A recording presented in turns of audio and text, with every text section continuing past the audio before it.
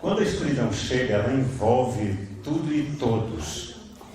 Quando a gente olha para o lado, a gente vê esse poder opressor, desumanizador da escuridão, cegando as pessoas e impedindo-as de verem umas às outras. Teve um filme que eu assisti há muito tempo, de um escritor português chamado José Saramago, Ensaio sobre a Cegueira. É um filme muito interessante, foi filmado em São Paulo, parte dele, parte foi filmada em outras locações, mas fala exatamente disso, da capacidade que nós temos de ficar indiferentes aos outros, não estando atentos às necessidades dos outros. E apenas alguns poucos que podiam enxergar é que tinham que tentar ajudar os outros que não conseguiam enxergar. E é uma pena, porque a escuridão parece que ela está vencendo o nosso mundo. Parece que o nosso mundo é muito mais restrito à escuridão do que à luz.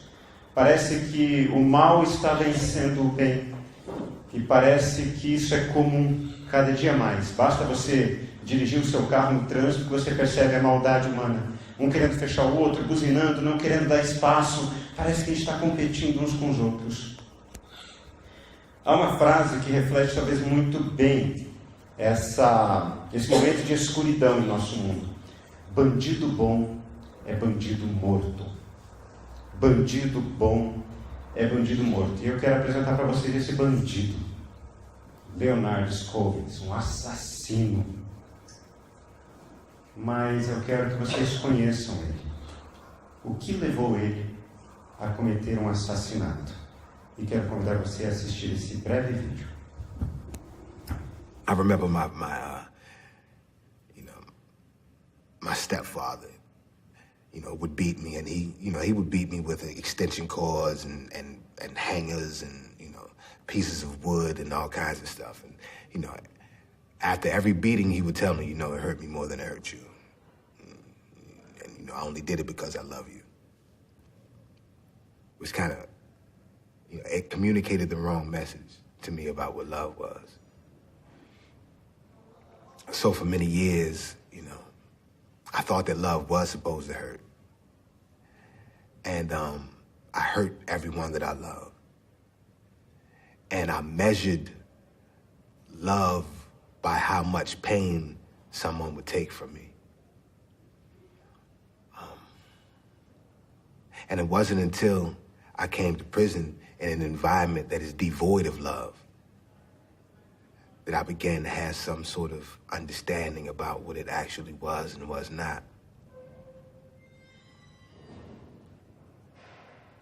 And I met someone, and she gave me my first real insight into what love was, because she saw past my conditions and the fact that I was in prison with a life sentence for murder. And not only for murder, but for doing the worst kind of murder that a man can do, murdering a woman and a child. And it was Agnes, the mother and grandmother of Patricia and Chris, the woman and child that I murdered, who gave me my best lesson about love, because by all rights, she should hate me.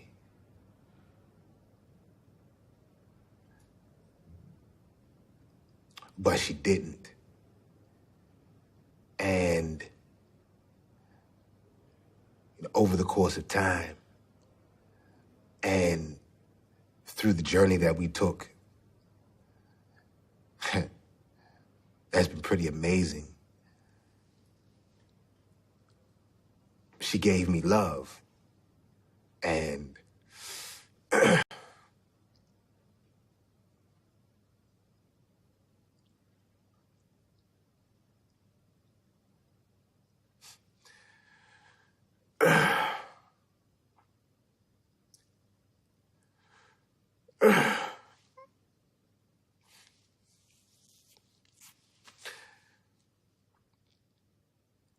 she taught me what it was.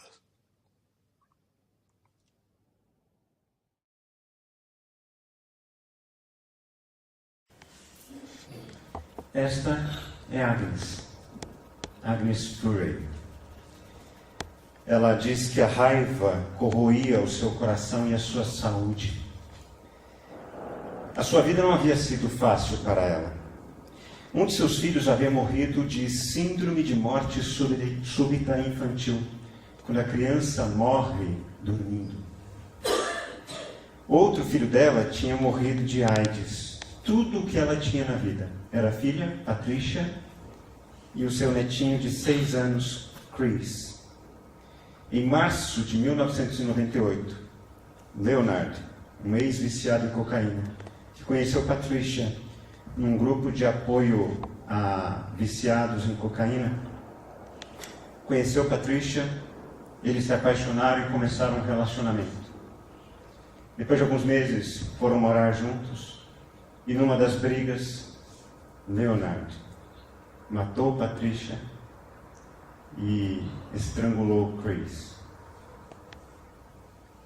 A raiva corroía o coração e a saúde de Agnes. O crime aconteceu em 1998. Em 2005, ela buscou cura para essa raiva que corroía o seu coração.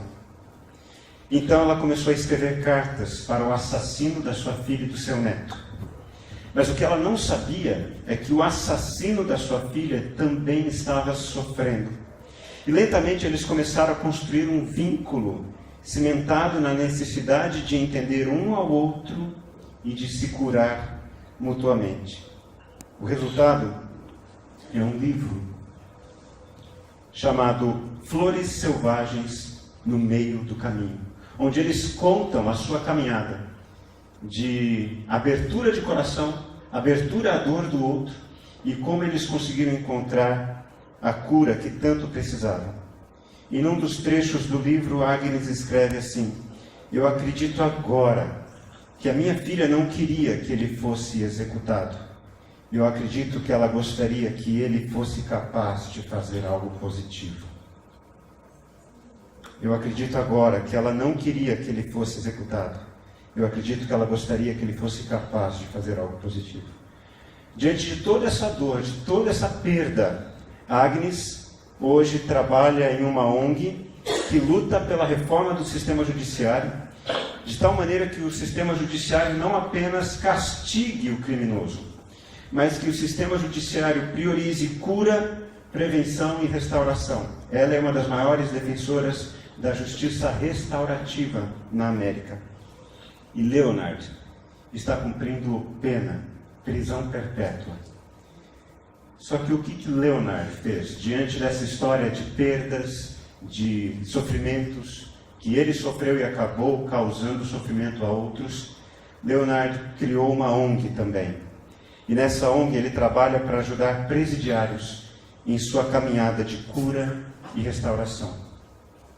Ambos, diante da dor, conseguiram retirar algo bom, algo forte, para poder fazer o bem prevalecer. Porque quando a escuridão chega, ela envolve a tudo e a todos.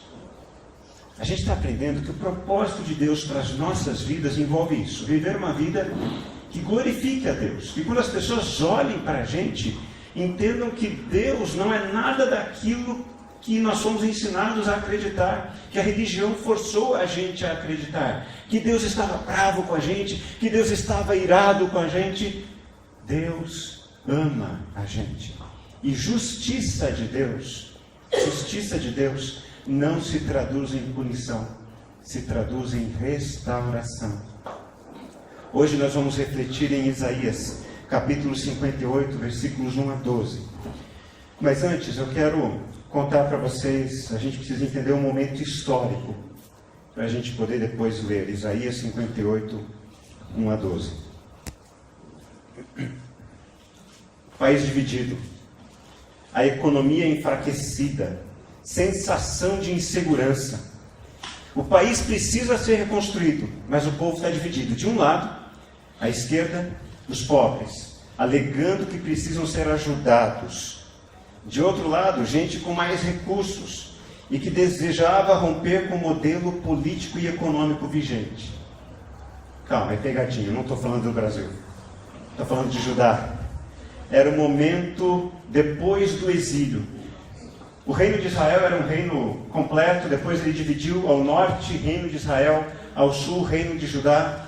O reino de Israel caiu antes do reino de Judá, mas depois o reino de Judá foi vencido pela Babilônia, e a Babilônia pegou todas as pessoas que formavam o reino de Judá, as pessoas que pensavam, as pessoas que empreendiam, as pessoas, os intelectuais, os estudiosos, e levaram todos eles para a Babilônia. Sobrou apenas em Judá trabalhadores braçais, os mais fracos, idosos, crianças, doentes, para que a nação de Judá não se reerguesse e tentasse combater a Babilônia.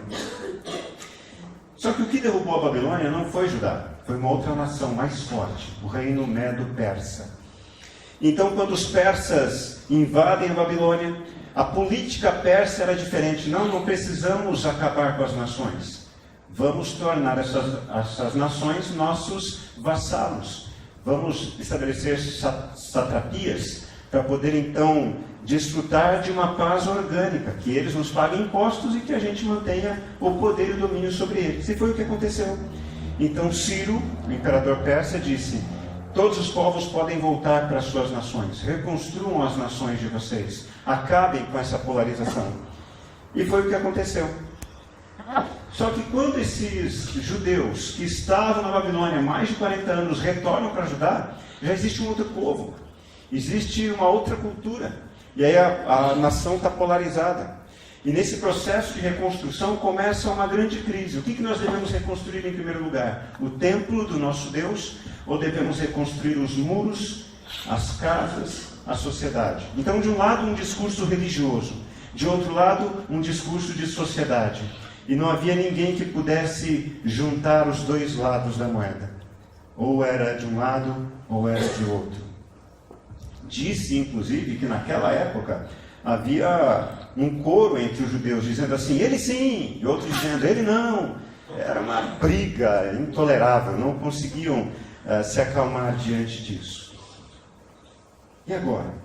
Para reconstruir uma nação, nós precisamos reconstruir a religião ou precisamos reconstruir as famílias, a estrutura, a sociedade? Percebam, a ênfase não estava no relacionamento com Deus, mas no poder da religião. Porque religião tem tudo a ver com o poder político. Quando a religião se junta ao poder político, ela consegue estabelecer ou exercer uma influência muito maior sobre a sociedade, para o bem e para o mal. Só que havia pessoas pobres em Jerusalém, pessoas que haviam sofrido por causa do arroxo, da inflação, do período de invasão babilônica. E diante desse contexto todo, de alguns desfavorecidos, outros favorecidos, vamos reconstruir a religião ou vamos reconstruir a sociedade? Deus levanta questionamentos para o seu povo. Nós vamos ler agora Isaías 58, dos versículos 1 a 12. Vamos ler primeiramente dos versículos 1 ao versículo 4. Isaías capítulo 58, versículos 1 a 4.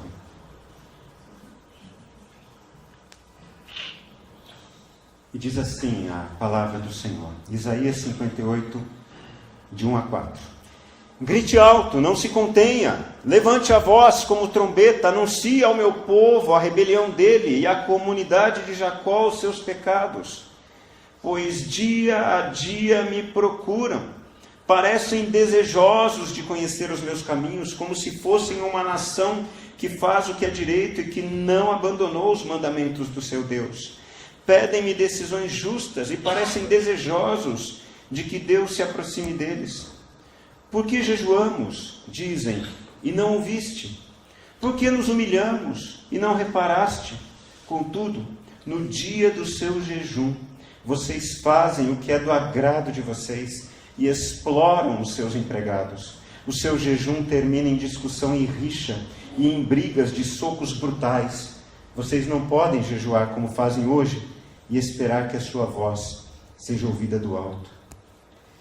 Deus questiona profundamente toda forma de religião de conveniência.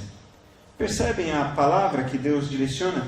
Vocês agem como se fosse uma nação que buscam os meus mandamentos Só que é da boca para fora, porque na prática, na hora do vamos ver, vocês estão brigando entre si, vocês estão realizando uma prática religiosa de jejum, mas vocês estão causando mal aos empregados de vocês, vocês não estão atentos às necessidades dos outros. Porque o poder polarizador e segregador da religiosidade humana é essa. Fé que não junta, fé que não agrega, mas segrega, não é fé, é engano. E usar o nome de Deus para provocar divisão, isso é um dos maiores pecados que pode existir no nosso mundo. Tem um livro que eu estou lendo, chama O Poder Estratégico da Não Violência. Muito interessante. É um cientista canadense e ele tem conversado sobre isso, Mark Mataini. E ele escreveu assim: resistência, rebelião ou guerra civil começam na nação onde acontece opressão política, sociológica, econômica ou religiosa. O que significa isso? A gente está colhendo os frutos de anos atrás. Quem cresceu numa igreja, seja católica ou principalmente evangélica, vai entender o que eu estou falando. A gente vivia numa sociedade extremamente opressora, cheio de não pode fazer isso, não pode fazer aquilo, é errado isso, é errado aquilo outro. E com isso, a gente foi percebendo que as pessoas foram ficando machucadas, iradas, raivosas. Começou a haver essa polarização. Então toda essa reação violenta contra a igreja não é contra Deus, é contra a religião, é contra a igreja. E um erro não justifica o outro. Mas a questão é, assim como Leonard tinha as razões dele e Agnes tinha as razões dela, qual é a escolha que nós estamos fazendo diante da vida? Nós vamos assumir o papel de vítima diante do que fizeram contra nós? Ou nós vamos extrair algo de bom diante de tudo aquilo que se impõe contra a gente, para tirar algo de proveito, para mudar? Deus está falando isso para ajudar, e Deus está falando isso para a gente. A gente é uma nação idólatra. A gente tem se afastado dos caminhos de Deus porque a nossa prática religiosa é vazia. A gente tem um discurso bonito, a gente usa o nome de Deus, mas na hora do vamos ver, na hora de arregaçar as mangas, onde nós estamos? Hoje fui eu, a Letéia, o Caio e o Guilherme. Fomos num abrigo, atendido por uma outra religião. E hoje foi uma festa especial para as crianças daquele abrigo que ganharam 500 livros. E nós fomos lá. E tinha uma mulher que não é de uma igreja evangélica, não é cristã. E uma mulher que poderia estar muito bem, numa tarde chuvosa como essa, dormindo em casa. O que ela fez? Juntou os recursos que ela tinha, comprou salgados, comprou refrigerante, comprou fantasias para as crianças e mais do que isso, não apenas levou lá, mas ela estava brincando com as crianças. Crianças que a justiça determina que estejam nesse abrigo, porque estão correndo sérios riscos. Porque não tem familiares que possam cuidar delas. Como é que a gente pode falar como cristãos que a gente ama a Deus e não olhar sequer para uma situação como essa? De crianças que não têm referência de pai e mãe e estão à mercê da vida, e nós cristãos estamos preocupados com quem vai sentar na cadeira presidencial do país, sendo que ele não vai mudar a realidade dessas crianças. Essas crianças estão aqui em Mogi para nós fazermos alguma coisa a favor delas. E o que nós vamos fazer? Uma ação de Dia das Crianças? Comprar presentes de Natal? Elas não precisam disso.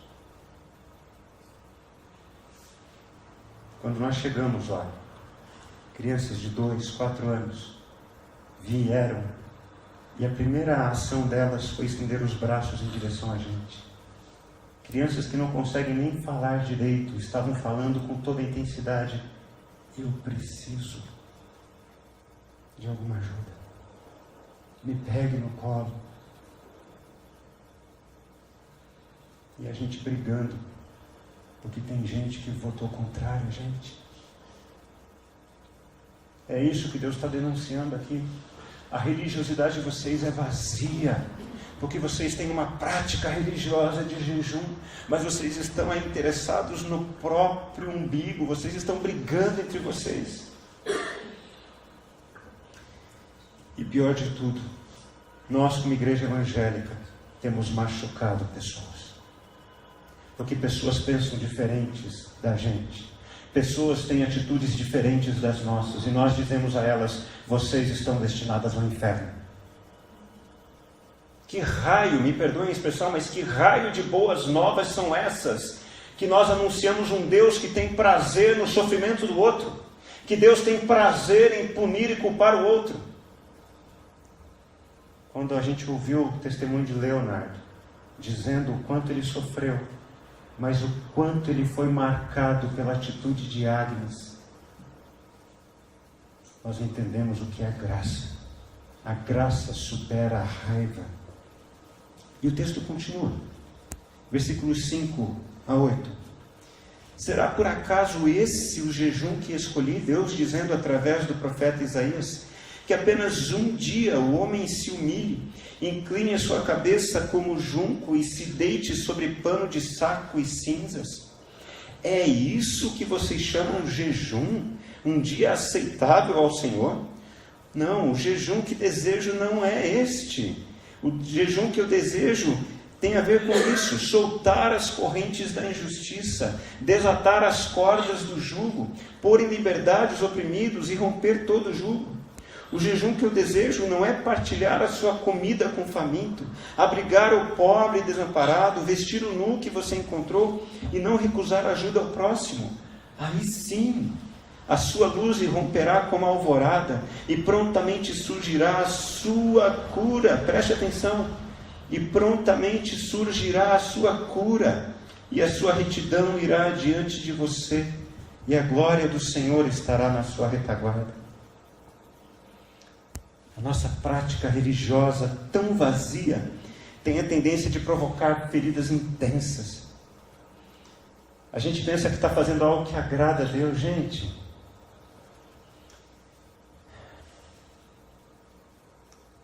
Deus não é adorado quando a gente canta. Deus não é adorado quando a gente ora. Deus não é adorado quando a Bíblia é lida. Deus é adorado quando homens e mulheres, jovens e crianças, adultos, idosos, se levantam e dizem: nós queremos sinalizar Deus nesse mundo. Dessa forma Ele é glorificado. E a gente pensa que está fazendo algo que vai agradar a Deus. Lamento, meus irmãos, lamento. Nós só adoraremos a Deus, nós só glorificaremos a Deus se tivermos uma vida que não se reduza a um dia especial. Deus disse isso. Vocês acham que é isso que vocês chamam de jejum? Um dia aceitável ao Senhor? Não, Deus não é adorado ao domingo.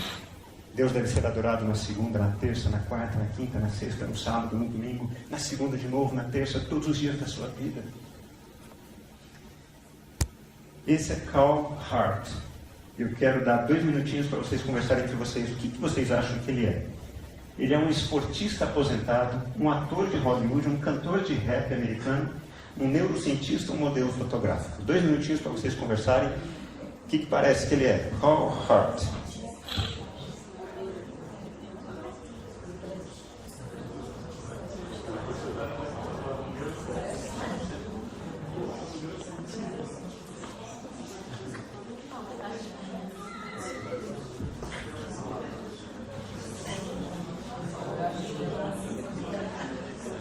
Para ajudar, eu vou contar um pouco da história dele, que ele conta. Ele cresceu num bairro pobre de Miami, o pai era alcoólatra e a mãe desequilibrada. Cada um morava em uma casa, então ele tinha 2 casas para morar. Na adolescência, ele traficava maconha, ele circulava com um fuzil no porta-malas, ameaçava pessoas, roubava lojas e vizinhos. E agora, o que vocês acham que foi o futuro dele? Todos? Vamos lá, quem acha que ele é esportista aposentado? Ele tem 52 anos. Quem acha que ele é esportista? 2 lá no fundo. Quem acha que ele é ator de Hollywood? Não, ninguém nunca viu um filme dele. É? Ok, cantor de rap americano. Quem acha que ele é cantor de rap americano? Ok. Alguns acham que ele é neurocientista. Tem alguém que acha que ele é neurocientista? Vai dar segundo turno aqui, hein? Modelo fotográfico. Quem acha que ele é modelo fotográfico? Olha lá, pode ser também, né? Ah, Edinalva certinho. Vai dar segundo turno aqui, gente. Tá polarizado aqui.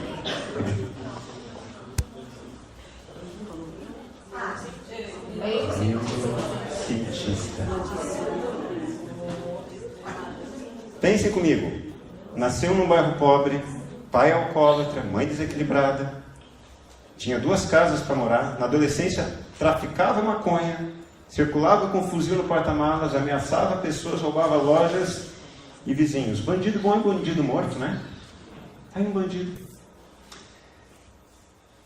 E ele conta que ele teve amigos que foram presos, outros amigos foram executados, outros morreram em função da drogadição. E ele conta num livro que ele escreveu que 3 aspectos contribuíram para a mudança dele. Primeiro, ele descobriu que ele era bom em algo, em matemática. Ele era bom em matemática. Segundo, ele tinha uma avó que, apesar dos pais serem tão extremados, a avó era um exemplo de ética e integridade. E terceiro, oportunidades boas. Lá nos Estados Unidos existe a tal da Ivy League. São as universidades mais conceituadas nos Estados Unidos, 8 universidades. E dentre essas universidades, a Universidade de Yale concedeu uma bolsa a pessoas que vinham de situação de risco, uma espécie de ProUni, FIES, Bolsa Escola, entendem? Ajuda para quem não teria condições de entrar numa faculdade dessas. E ele entrou sabendo que era bom em matemática. Só que lá, pessoas boas se aproximaram dele, professores que se tornaram mentores. E aí ele descobriu que não apenas ele era bom em matemática, mas ele era muito bom em observar o comportamento humano, e além de outras habilidades. E aí ele começou uma carreira acadêmica. Detalhe, ele se formou em neurociência e fez um mestrado, fez um doutorado, e hoje ele tem 4 pós-doutorados.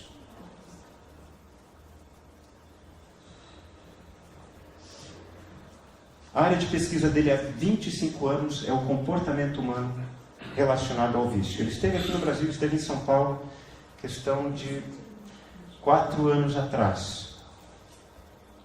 E, para tristeza nossa, no hotel onde ele estava hospedado, ele foi abordado. Acharam que ele, por ser negro, não tinha condições de se hospedar no hotel no qual se hospedou.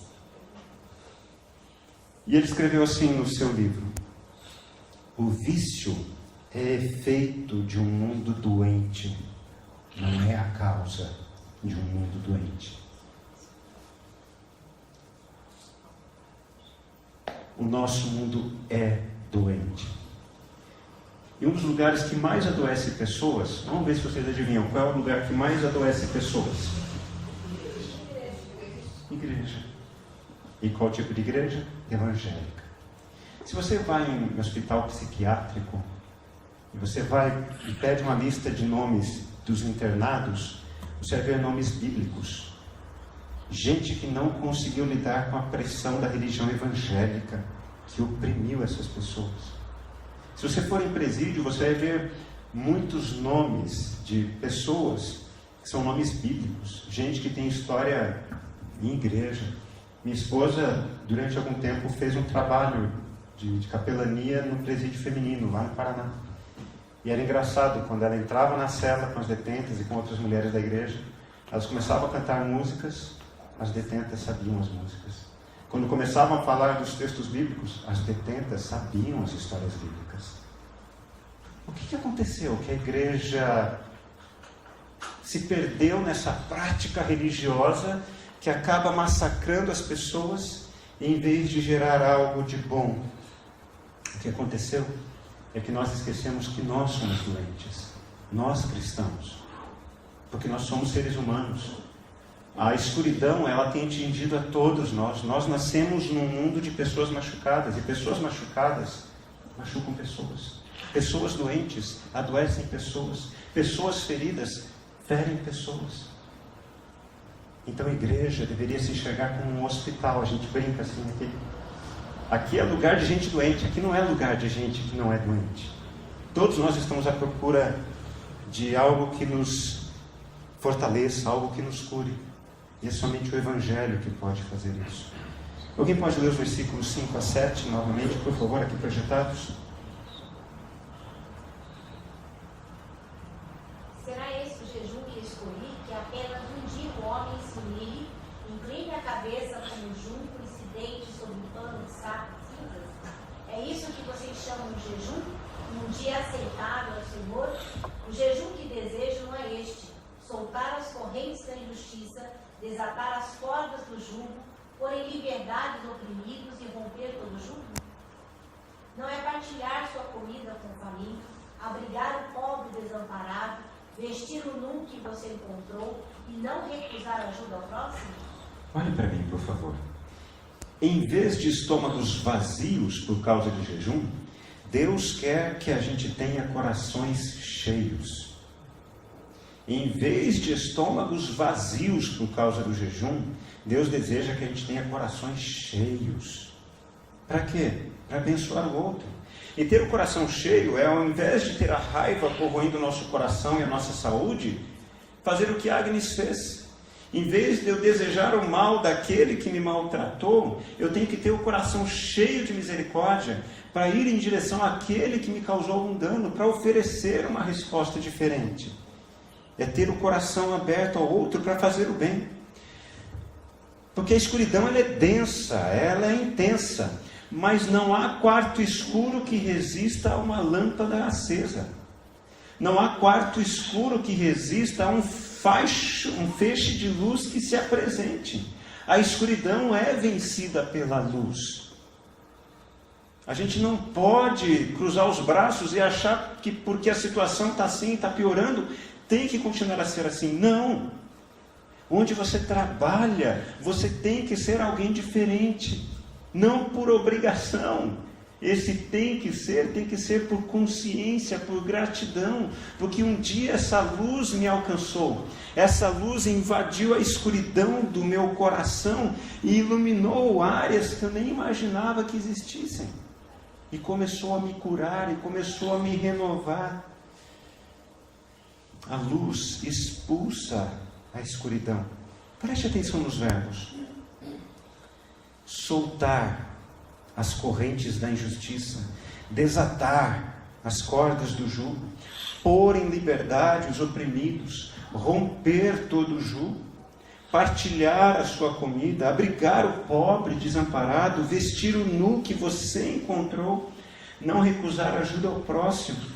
Entendam? É muito mais uma questão de prática do que de discurso. E talvez aí esteja outro dos nossos pecados históricos como igreja. A gente falava muito, como dizia aquele meu amigo, que hoje nem está aqui no Brasil direito, o Tite. Fala muito, fala muito.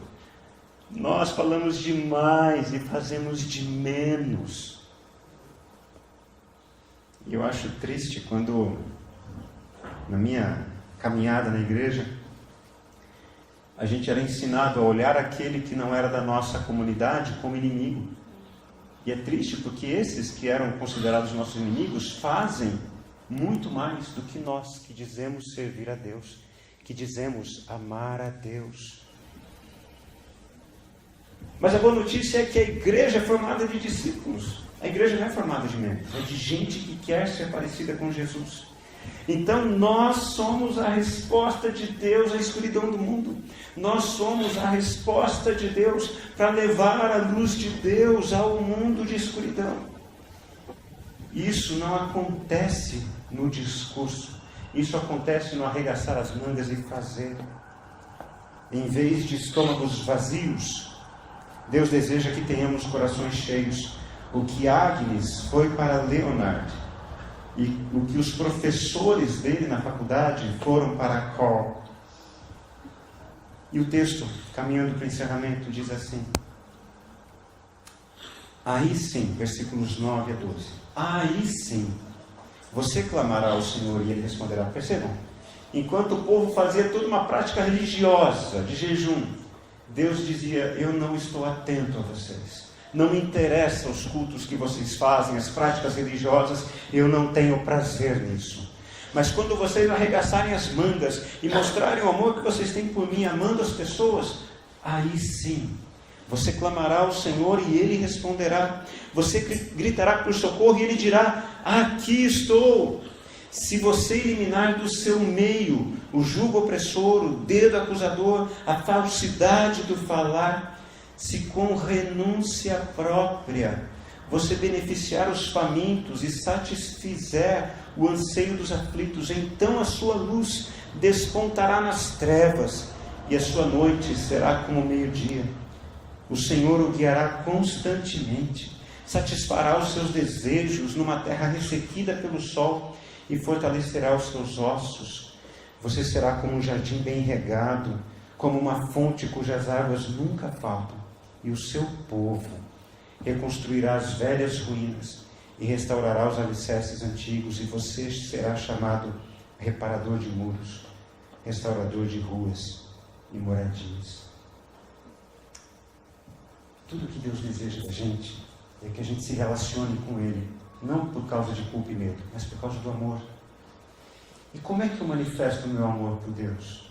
Levantando as minhas mãos e dizendo: Deus, eu te amo, Deus, eu te adoro. Que mudanças você provocou no mundo fazendo isso? Só barulho. É o que Paulo diz em 1 Coríntios 13. Ainda que eu fale a língua dos anjos e dos homens, se eu não tiver amor, nada serei. Ainda que o sino irrompa com força, se não houver amor, será apenas barulho.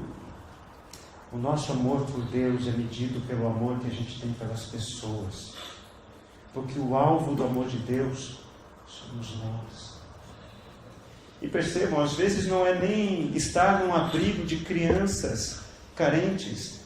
Às vezes é estar atento às pessoas que estão ao nosso redor. Gente que está sofrendo, porque está debaixo de uma escuridão. Gente que não está conseguindo se encontrar na vida, porque acha que a vida é todo mundo querendo passar a perna em todo mundo. E a gente poder chegar para essas pessoas e dizer: pode confiar em mim. Eu vou frustrar você, mas eu vou estar do teu lado. Eu vou discordar de você, mas eu quero te ajudar.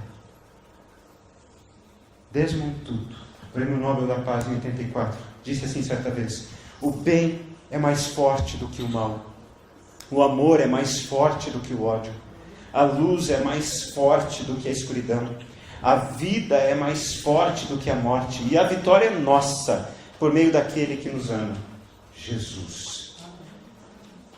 Jesus veio para estabelecer uma nova humanidade, um novo jeito de se relacionar com Deus e com os outros. Não mais baseado na culpa e no medo, mas no amor, na gratidão. As pessoas não tinham medo de se aproximar de Jesus. Elas sabiam que podiam se aproximar dele porque não seriam julgadas. Porque é o amor de Jesus que incentivava as pessoas a mudarem de comportamento. E quando a gente age dessa forma, como diz o texto, nós vamos começar a restaurar. Nós vamos começar a reparar. Porque em vez de estômagos vazios por causa da religiosidade, Deus deseja que tenhamos corações cheios. Que através do nosso amor a Deus, manifestado no amor pelas pessoas, as correntes da injustiça sejam soltas, as cordas do jugo sejam desatadas, os oprimidos sejam postos em liberdade, todo jugo seja rompido. Em outras palavras, que quando a gente se dispuser a simplesmente amar alguém, o próprio Jesus seja enxergado ali em nosso meio.